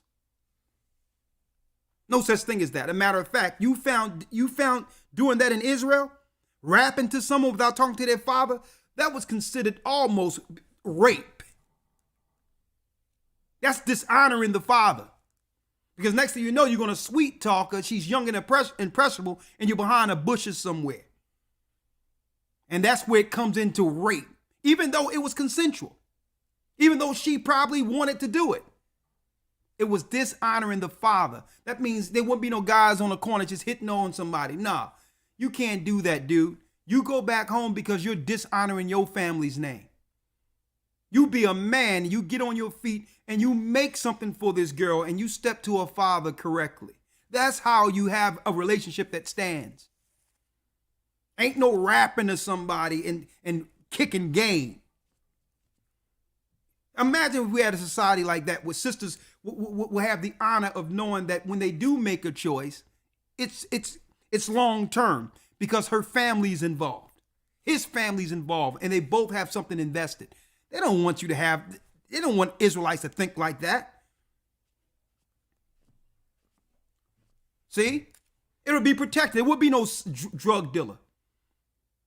Okay? No, we're going to tell you what you are. You are a wizard. According to scriptures, you are a sorcerer. You are deluding our people. And through that, our people don't constructively deal with the reality that we are an oppressed people because you're giving them temporary high. An escape. When we don't need no escape, we need to deal with the reality of what this life is. You are a sorcerer. I don't need to take something to feel better. I want to know what I'm dealing with and why I'm here so that I can see right with my God to get out of it. See? So with the law, things becomes exact, brothers and sisters. This is why they don't want us knowing we're Israel. It becomes exact where you can put a name on something. Whether or not it's right or wrong, there's no middle ground when it comes to the law. You can point out what a sorcerer is. You can point out what a harlot is. You can point out what a whoremonger is. And you can now make laws concerning it and saying, no, this will not be allowed no more. You are a murderer according to the law, and here's the judgment. See? See, this is what Antiochus did. He came in and said, you know what? We're going to confuse the people. There was confusion amongst our people now. Well, should I follow what the Greeks are saying? Because at least I don't got to worry about them pressuring us and my life would be better. Or should I deal with the impact or the consequences of being an Israelite and following the law? Knowing that the government is going to hate me. The government is going to come against me. So we're being pressured by the Grecians. We're being pressured by them. Do we get a better way of life by turning our back on the God of Israel? Or do we stand as Israelites and not have the same quality of life as those who sold out. That was the pressure on our people, folks, by society. Right? Come on. Verse number 29. And after 2 years were fully expired, the king sent his chief collector of tribute unto the cities of Judah, who came unto Jerusalem with a great multitude, and spake peaceable words unto them, but all was deceit. For when they had given him credence, he fell suddenly upon the city and smote it very sore, and destroyed much people of Israel. And when he had taken the spoils of the city, he set it on fire and pulled down the houses and the walls thereof on every side. So it was a deceit. So he'll come with one purpose, just to get in, only to have our people die in number. You can't believe anything they say, folks. Man, I'm going to say it in the academy tomorrow. What do y'all hear what happened to me this week? In a nutshell, I'm going to say it real quick. My mother wasn't feeling too well, took her to a hospital, and she's had a cold. My brother calls me. I rushed to one hospital because they wouldn't even treat her with anything unless she would take a test. And I'm like, so what did y'all do for these same symptoms before 2020? So I took her out of this hospital and took her to another hospital. Just, the day before yesterday. Thanksgiving, this is what I was doing, so-called Thanksgiving. Up until around 1, 2 in the morning, I'm dealing with this. I take it to another hospital. A doctor comes in. My brother's there because I left after I took my mother there. I thought she would be safe in this hospital because they were way more lenient. I go home because I need a rest for a little bit, and I told my brother, do not let her out of your sight. A doctor gets on the phone and says, well, listen, she's septic. She's this, that, and the other, and I don't know if she'll be able to make it if we need to give her a test before we can treat her. And I'm like, why don't you just give her antibiotics? Are you denying antibiotics? Because that's what they did during the Tuskegee experiment. So I'm talking to the doctor and say, well, if it's a cold, why can't you treat her as if it's a cold? Well, we don't know. We have to give her a test. Everything was about this test. She's septic and all that. And he says we could give her antibiotics, but we have to wait. We have to wait until we know, because she can't be amongst the doctors and nurses if she's positive, and then we'll treat her for this cold. And then I come back, sitting down, I got my mask on, talking to the doctor afterwards, because I'm like, watch they come back talking about she's positive. I knew it. Oh yeah, she's positive. Unfortunately, she's positive, but we have this new thing called Reg Gen. And I looked up Reg Gen, and it said suffocation. All of this stuff happens if someone takes this stuff. Right there, from the FDA's website. And I'm going to show the full thing tomorrow in the academy. And I'm looking at the doctor. And I'm like, so what happened to her being septic and she wouldn't make it into the morning? What happened? I thought that she couldn't make it into the morning. I'm like, so all of that just disappeared, what you just told me. And now we're going into a new diagnosis where none of the stuff you told me matters, but you pressured me to make a decision based on whether or not she would live, based on another treatment you said that she should have. So why should I trust you now? Folks, y'all should have seen, when I looked it up, it's only an experimental thing that they can give during a pandemic. And I'm sitting there looking at this guy. Like, these people are without souls. They're without souls. He knew darn well what would have happened if I would have allowed him to give that to my mother. He knew it. She would have been committed. And I'm saying this, the same spirit of Antiochus. He come into the city thinking it's something else, but really it's death in their hearts. Now she's laying down eating soup right now and she's fine now. Because I told them what to do. I'm like, no, give my mother another IV. I said, just give her more fluids. She's looking better. And then I'm taking her home. The side effects of this Reg Gin was, and it tell you on the label what it does. Suffocation. You can't be able to breathe. All of that. And he looking at me talking like, nah, we have a new antibody treatment that, I really think would help your mother out fine. And then I looked it up right there, and it was crazy, brothers and sisters. And I'm looking at this guy, I'm like, boy, oh boy. How many of our people would have believed this snake? Would have believed this snake. Then I said, it's okay. Go ahead about your business. Took her home, gave her, she was already with fluid, so she's feeling better.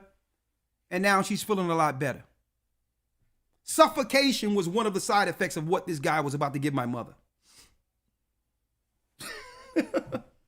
That just show you it's psychology, folks. They'll lie to you with a straight face. With a straight face. I'm like, so what happened with her being septic? The only reason I decided to do anything to allow you to do something was because you told me, but now you tell me you can give her something and let her go home now?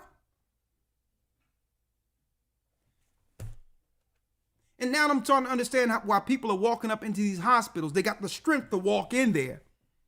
But then, hours later, they're strapped to something and can't move. What happened to all that strength it took you to be able to get there? Because they realize the majority of our people are not doing any research on the stuff they're suggesting. That can only be suggested under an emergency. And I'm going back to Antiochus. They're very deceptive, folks. So he came in claiming that it was one thing, but it was really to destroy the temple of God and to destroy Jerusalem. But I'm going to show people in the academy tomorrow exactly what this stuff was. I can't do it here. But I'm going to show y'all tomorrow exactly what it was. That this so-called doctor was all calm, suggesting as a remedy for my mother. Let me tell you, if I would have allowed that, my mother would not have made it to the next day. And I'm just saying, I'm just reading the side effects of what it would do, and impact on top of what her condition was. I'm just looking at this. I'm reading all the side effects of this Ringen thing they talking about. 2 separate drugs put together. And I'm reading this, and I'm thinking, do I want my mother to deal with all this on top of what she's experiencing right now? How could I agree to that? I'm like, brother, you done lost. It was a white old dude, one of his eyes rolling up in his head looking, because I'm looking right at him like, listen, dude, you got the wrong one. Your psychology doesn't work here. Okay, you are a liar. And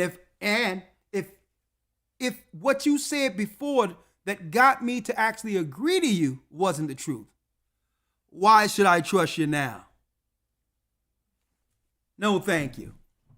My mother's right now eating chicken noodle soup, recovering from a cold. Come on. Next thing you know, he gets out of the room and I'm looking up. I don't know. It's probably the devil transformed himself with a white coat. He hauled ass.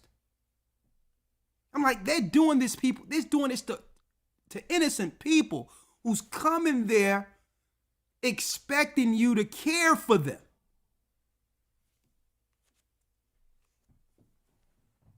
I'm going to tell y'all, folks, make sure y'all do the research on anything before it goes in your body. Everything about it. Everything. I'm telling you all that right now. Read on. 32. But the women and children took they captive and possessed the cattle. Come on. Then builded the city of David with a great and strong wall, and with mighty towers, and made it a stronghold for them. And they put therein a sinful nation, wicked men, and fortified themselves therein. So they put wicked men instead of righteous men in position.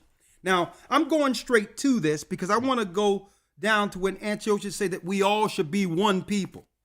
Verse 41. Read. Moreover, King Antiochus wrote to his whole kingdom. He wrote to the whole kingdom now after taking us down. Read. That all should be one people. That all, doesn't matter your race, doesn't matter your culture, doesn't matter your heritage, doesn't matter.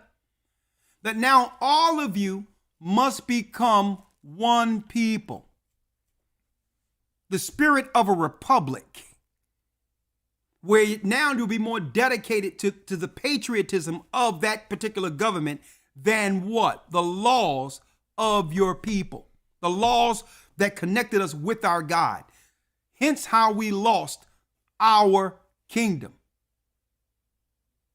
See? So when you look at a democracy, a republic, folks, what they're not telling you is that's a cult religion. They're not telling you the religious aspects of it, the Babylonian connection to it, and how all of your holy days is how they keep people under, that's right, the spell of Babylon.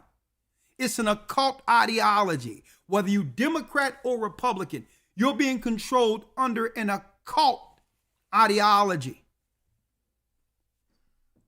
See? The whole thing is we're to look at it and say, well, okay, my allegiance first goes to my God who gave me a law according to the Bible and Christ. And I'm going to work in respect with all people. And I'm going to treat all people as my neighbors. And they'll benefit from me actually following the law. So the influence is going to come from my side to them, not the other way around. Bless you.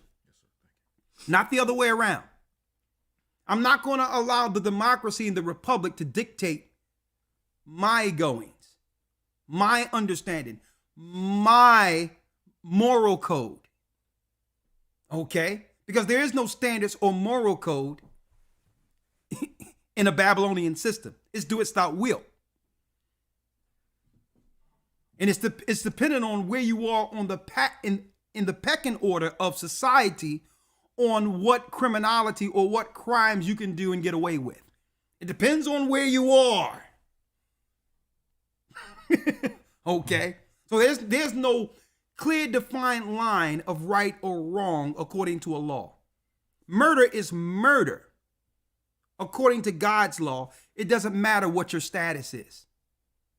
Thievery, being a thief, is a thief.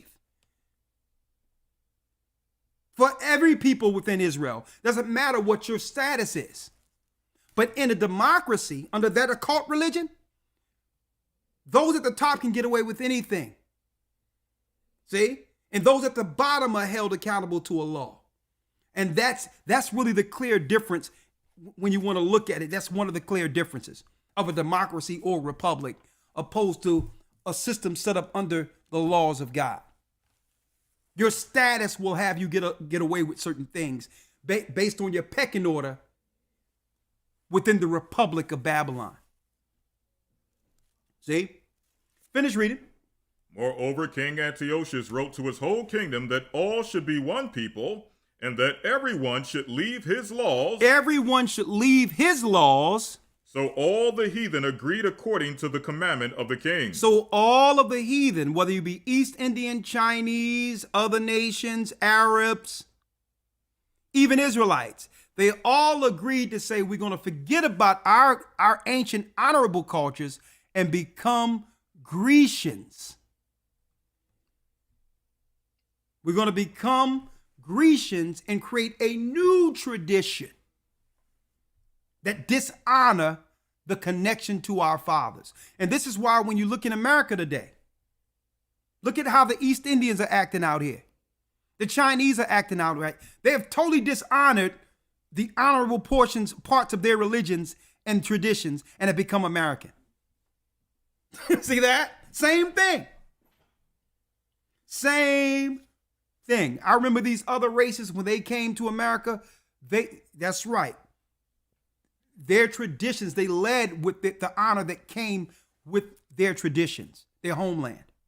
Now look. Okay? You have an East Indian woman. What's that? Phone? You would have an East Indian woman. When you hear her talk, just close your eyes. In America, sound exactly like Becky.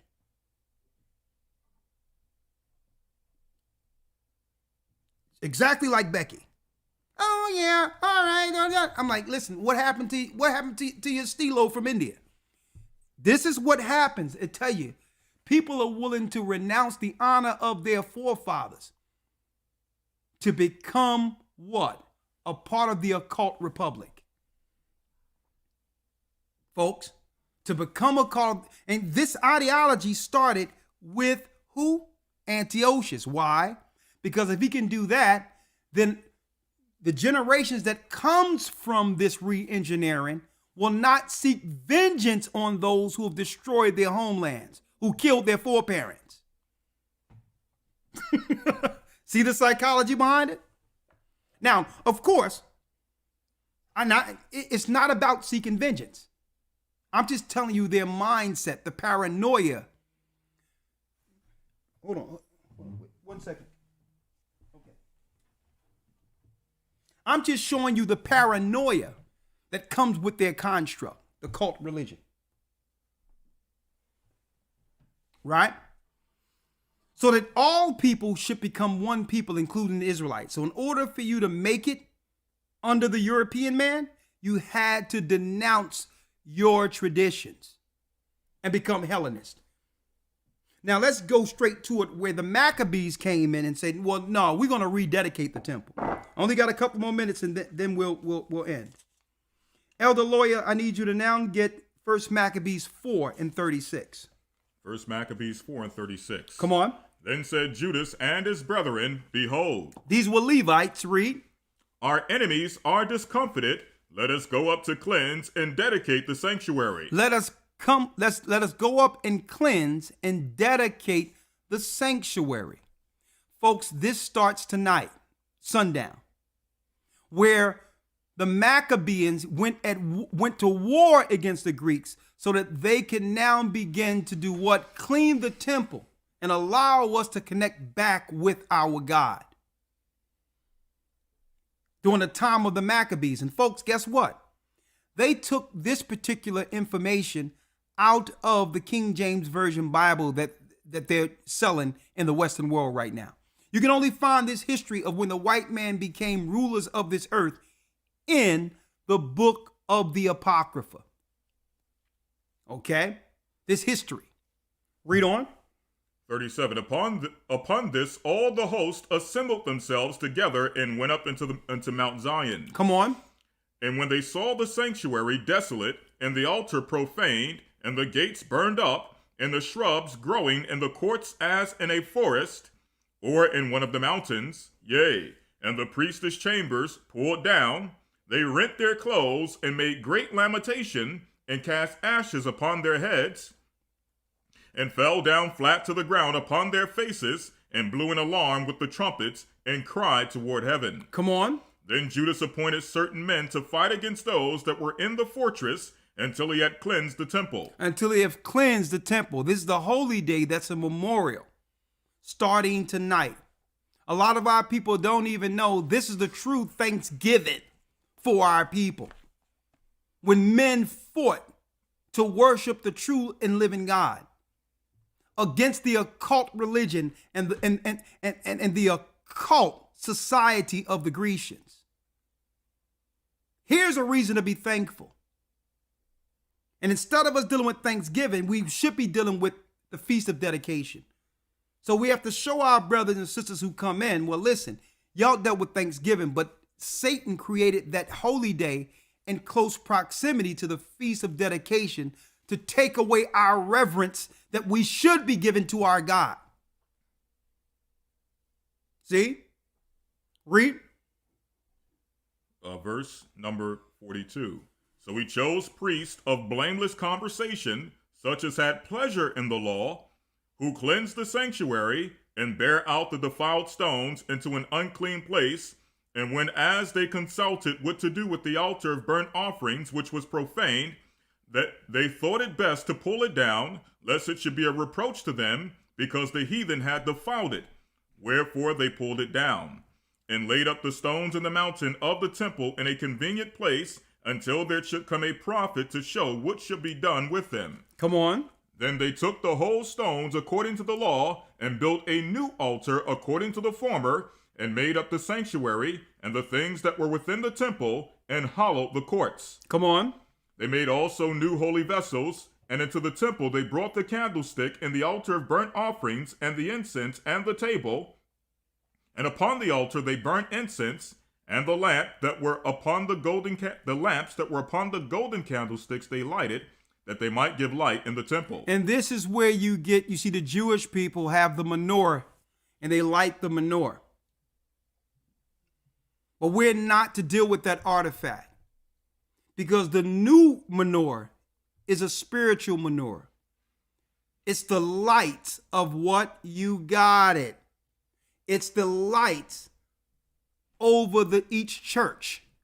The candlestick is the angel over each church that Christ established under Peter. The 7 churches. That's the new menorah. And I'm going to show you that in a moment. Read. Matter of fact, read that candlestick again. Yes, sir. Verse number 48. Read it. In fact, let me get verse 50. Yep. And upon the altar they burnt incense, and the lamps that were upon the candlestick they lighted, that they might give light in the temple. That they might give light in the temple. So what is that artifact today spiritually? Hold that, Elder Lawyer, and get Revelation, the 1st chapter, where it says this is the 7 candlesticks. Revelation 1, verse number 20. Read. The mystery of the 7 stars which thou sawest in my right hand. The mystery of the 7 stars which you've seen in my right hand. Read. And the 7 golden candlesticks. And the 7 golden candlesticks. The 7 stars are the angels of the 7 churches. Is the angels over the 7 churches. And the 7 candlesticks which thou sawest are the 7 churches. Are the 7 churches. So no longer can you deal with the dedication and the feast without it being under Christ now, and what? The doctrine that came from those churches. That's the light that light us and guide us back to the truth of us being Israel, the truth of our God. It's the light that guide us in this darkness called the valley of the shadow of death. See? So when we dedicate ourselves back to the Almighty, the Most High makes a light. We clean up our temple like the Maccabean brothers did the temple back then, to become a cleansed vessel to be utilized by the Almighty to bring forth Christ's kingdom, our people's kingdom on earth. This is the true restoration of Israel. The restoration of Israel didn't happen in the 40s, the 1940s. What I'm talking about now is the true restoration of the children of Israel throughout the 4 corners of the earth. Finish reading. 1 Maccabees 4, verse number 51. Read it. Furthermore, they set loaves upon the table and spread out the veils and finished all the works which they had begun to make. Come on. Now on the 25th day of the 9th month, which is... In the 25th day of the 9th month, December 25th, the 9th month is December, folks. See? Read. Now on the 25th day of the 9th month, which is called Casliu, Come on. in the 148th year, they rose up betimes in the morning and offered sacrifice according to the law upon the new altar of burnt offerings which they had made. So it's between November and December. Usually the first near December, the last week in November, going into December is when this happened. See? Now, when you look at the correct calendar that we have, it shows you what day it falls on from year to year. Read. 54. Look at what end and what day the heathen had profaned it, even in that it was dedicated with songs and cisterns and harps and cymbals. And harps and cymbals. Now, you notice I said December 25th because 9/25 is supposed to be December 25th if you were looking at their calendar. But when you look at a 364-day calendar, it falls on a different time, a different day from year to year. Okay? When I say it doesn't fall on December 25th because their calendar is all off with the leap year and this, that, and the other. Okay? But now going back, the 9th month and the 25th day, according to the Hebrew calendar, was what? The temple dedicated back to the Almighty, where we begin to clean up what the Gentiles soiled. Now we have to look at it like, well, okay, the Gentiles have soiled our temple with their education, with their religion. Now it's time for us to clean our temples and all the dirt they've given us and dedicate our bodies back to the Most High. That's the true dedication now. Elder Lawyer, last but not least, I said I wanted to show in the Josephus where the Gentiles in Idumea was converted. In the book of over there, the Josephus, you got it? Yes, sir. I need you to show that real quick. Because during this time, we began to, after warring against the Edomites, we began to convert them. We gave them a choice. Speaking of the Maccabees, during the Hasmonean period, we was like, listen, you have a choice now. Either you can leave this land that's soiled by your forefathers or convert and follow the true God of Abraham and Isaac. Now, we were given Esau an opportunity to do what some of them wanted to do. Actually, take full advantage of the land of milk and honey that belonged to our father Isaac. We were given Esau an opportunity to coexist in the land. Let's read it. This is Antiquities of the Jews, book 13, chapter 9, verse 257. Read.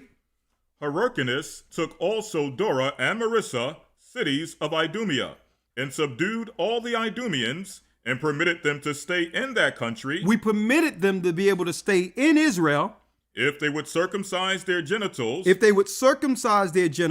make use of the laws of the Jews. And if they would begin to follow the laws of Israelites. Read. And they were so desirous of living in the country of their forefathers. Come on. That they submitted to the use of circumcision. And it says of their forefathers because the Idumeans are Edomites. Read. That they submitted to the use of circumcision and the rest of the Jewish ways of living. Come on. At which time, therefore, this befell them, that they were hereafter no other than Jews. They were no other than who? No other than Jews. This is the origin of what we call European Jews.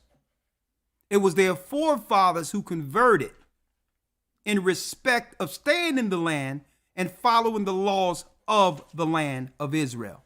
This was an Edomite conversion into what they call today Judaism. Okay, this is how white people became Jews. By the time Christ would come on the scene, they would align themselves as the Herodians with the Caesars and become governors over Jerusalem to kill Christ.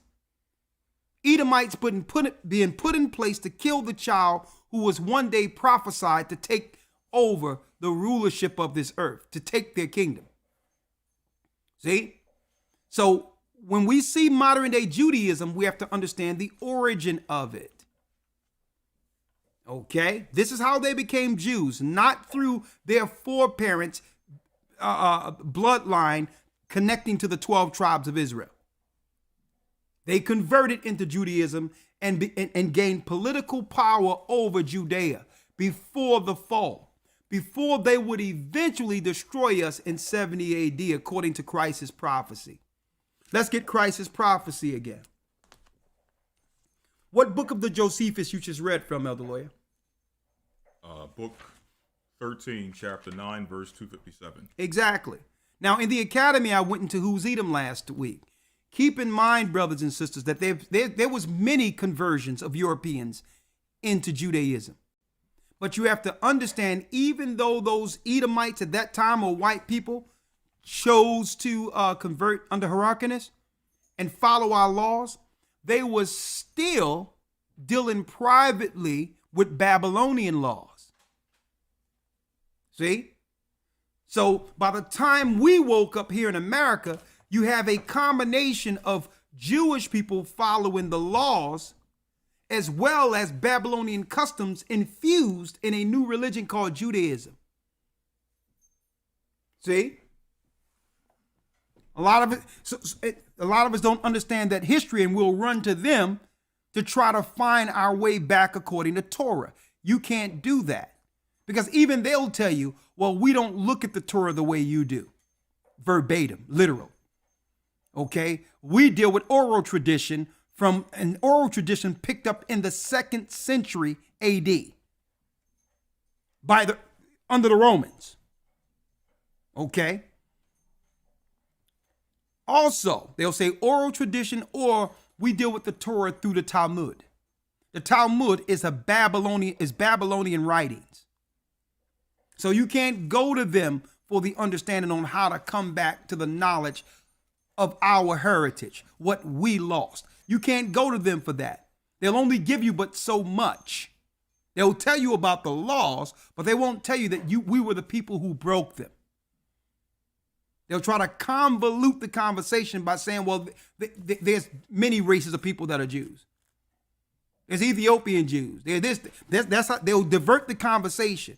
And what I do is I respond back and say, I didn't ask you about Ethiopians. Why every time I talk about us, you bring up Ethiopians? I'm talking about us, the children of Israel, Judah, Benjamin, Levi, the southern kingdom that was destroyed by your people, the Romans. So you have to watch every time they talk color. When it comes to black people, they are trained. They are trained to automatically go to an Ethiopian conversation on purpose. Okay? So you cannot go to them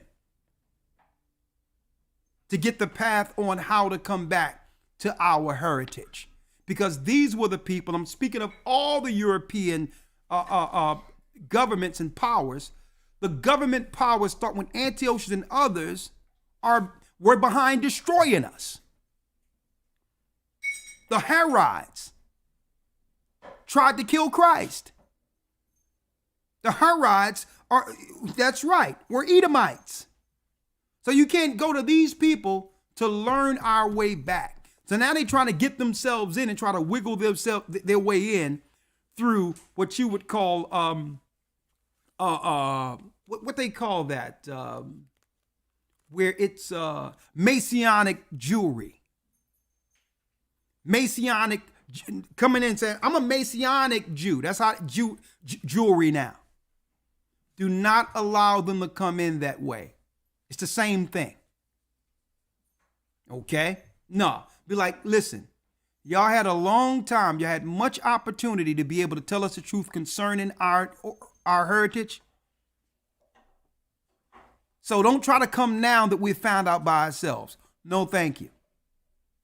We're going to trust in this Bible, trust in our God and Christ and the brothers that Christ sent to help us through this transition.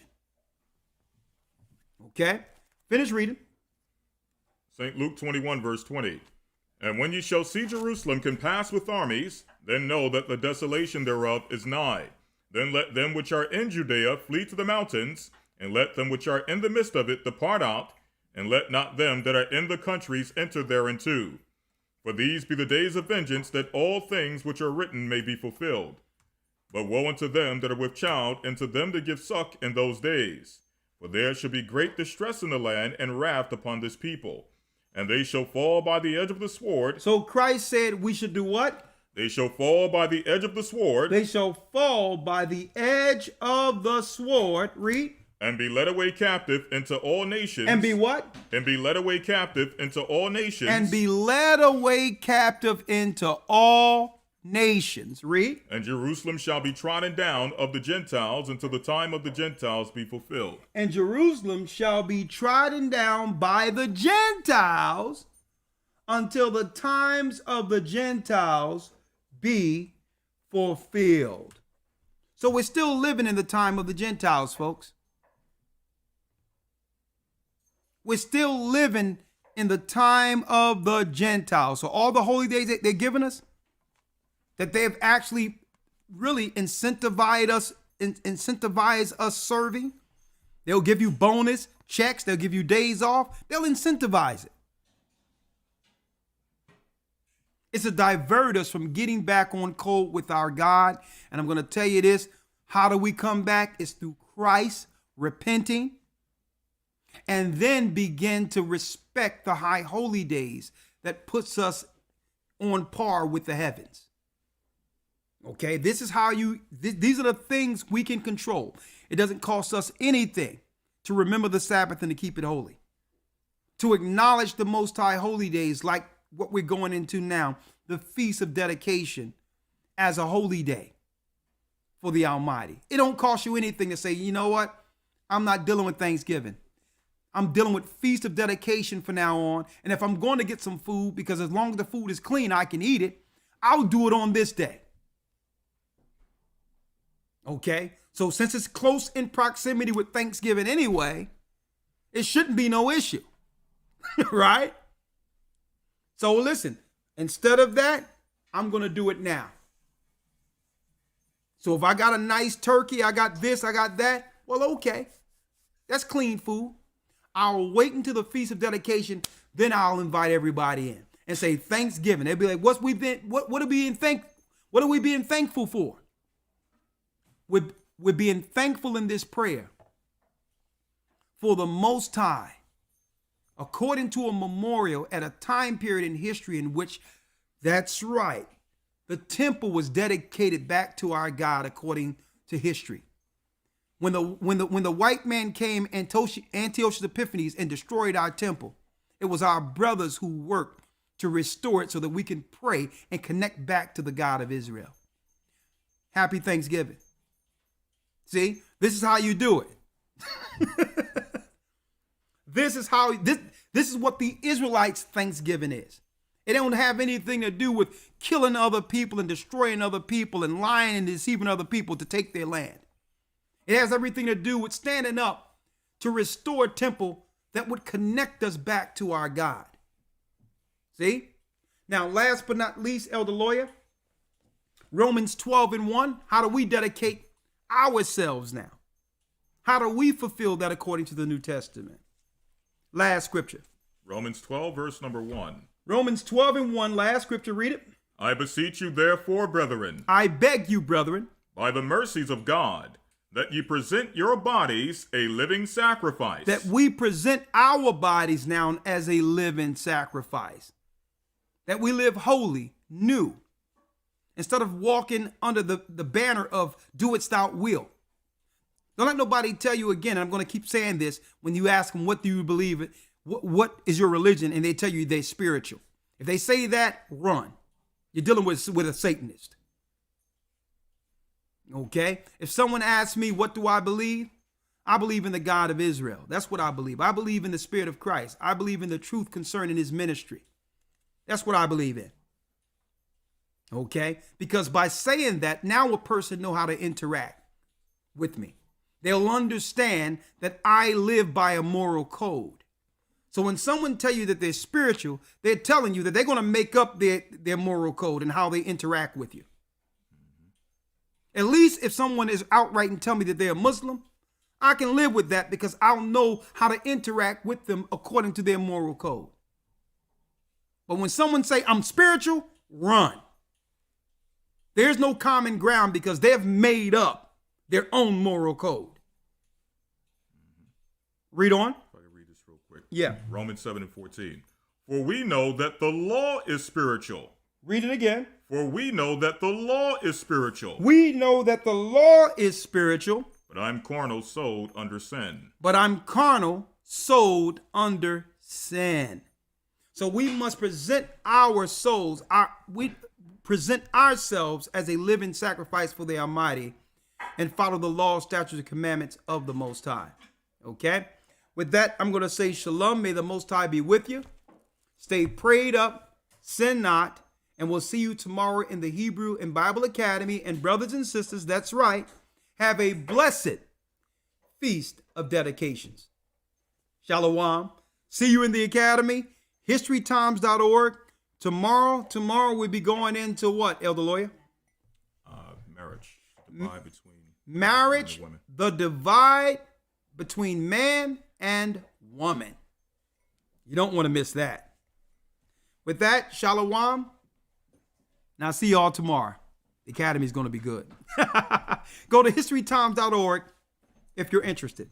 Shalom.